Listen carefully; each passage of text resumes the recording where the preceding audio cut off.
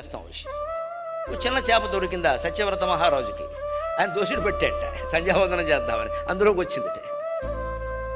ఆయన దోషుట్లోకి వచ్చింది అని ఏదో మమకారం వచ్చింది ఆయనకి, పోలు నేనా చెంబులో వేశాడు. ఇంటికి వెళ్ళేసరికి ఆ చెంబొంత అయింది అది.